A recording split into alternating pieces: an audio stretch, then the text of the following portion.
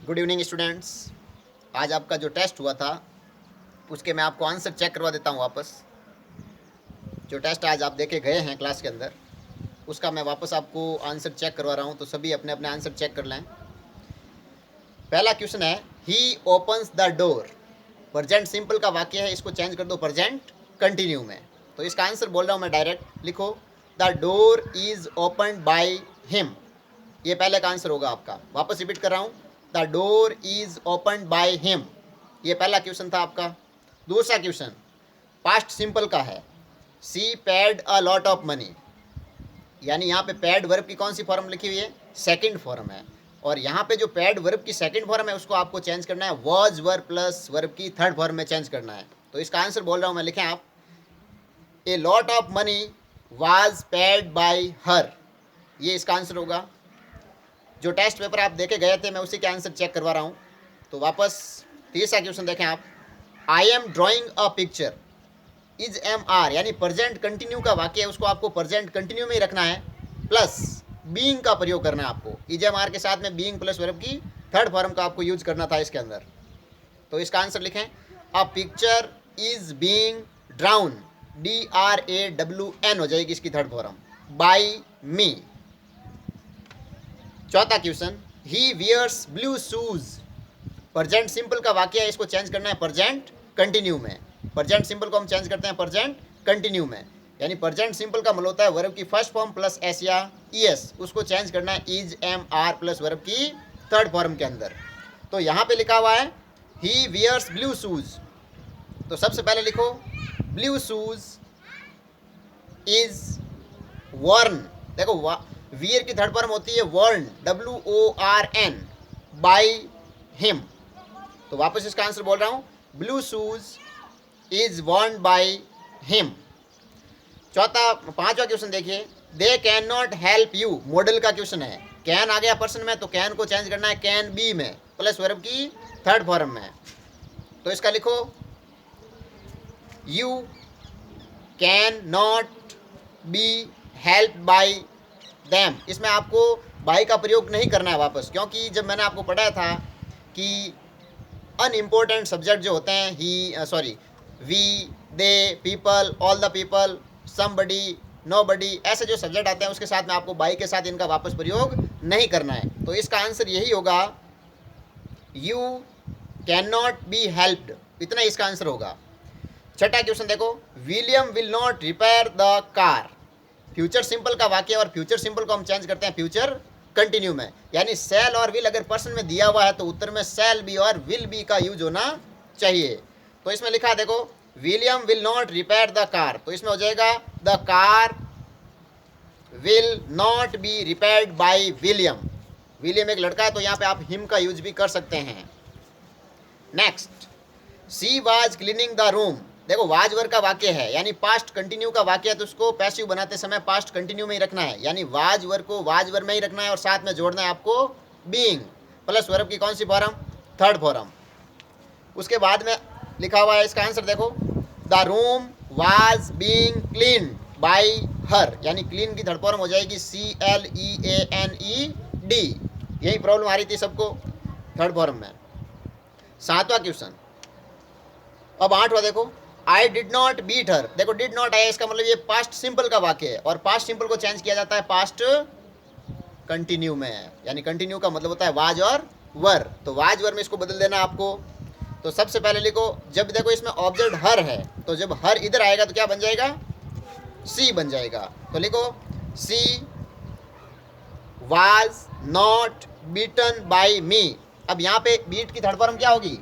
BEATEN हो जाएगी, ध्यान रखना, ना कि डबल टी, BEATEN होगा इसका। नेक्स्ट, नौवां क्वेश्चन देखो, the boy tease the girl. Teased यानी वर्ब की कौन सी फॉर्म आई हुई है? Second form. जब वर्ब की सेकंड फॉर्म दी हुई हो तो उसको वाज वर्ब में चेंज किया जाता है। तो इसमें हो जाएगा the girl was teased by the boy या बाय हिम। नेक्स्ट, 10वां क्वेश्चन देखें, the tiger was chasing the deer.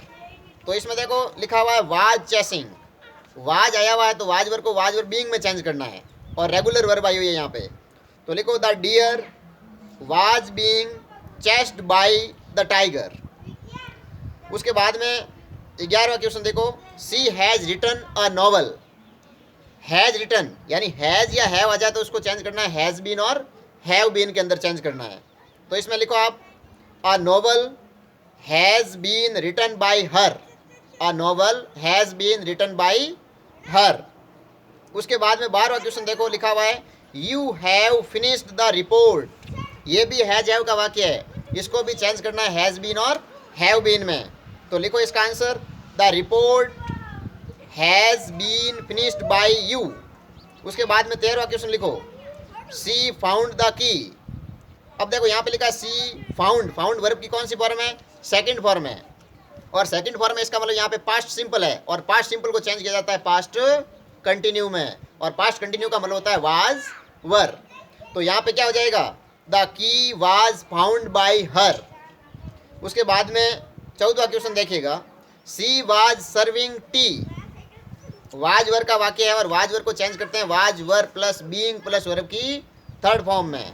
तो यहाँ पे हो जाएगा tea was being served bye her. उसके बाद में 15वां क्वेश्चन देखिएगा, यू कैन अचीव टारगेट। अब यहाँ पे कैन का प्रयोग हुआ है, तो कैन को कैन बी में चेंज कर दो। तो यहाँ पे हो जाएगा target can be achieved by you.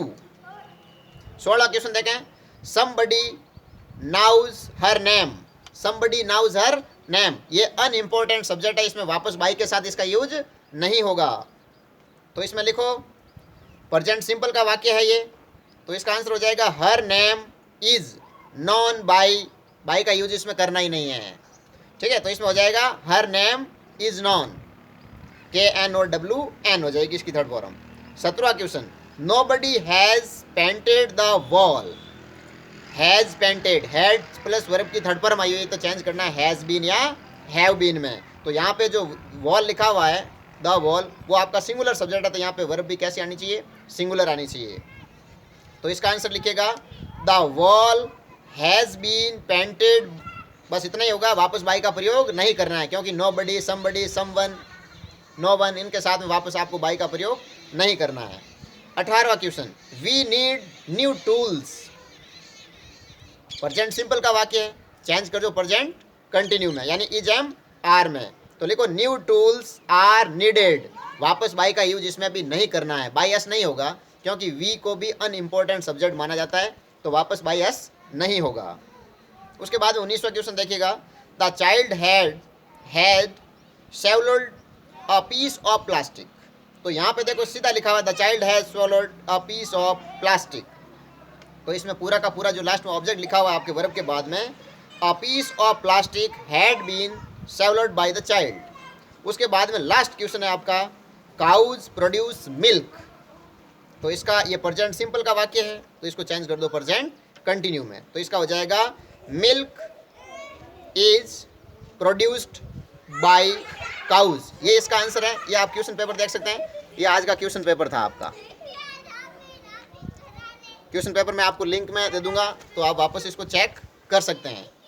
अगला टेस्ट हमारा फिर से 20 क्वेश्चन का ही होगा, जो एक से हमने नॉन रूल पढ़े थे, उसके अलावा 10 से लगाकर जो 22 तक के रूल हैं, उसका अगला टेस्ट हमारा होगा। तो इसलिए आप अच्छे से तैयारी करें। इस टेस्ट के अंदर भी आपके बहुत अच्छे मार्क्स आए हैं, लेकिन फिर मैं चाहता हूं कि सभी लड़कों के अच्छे अंक उसमें आएँ।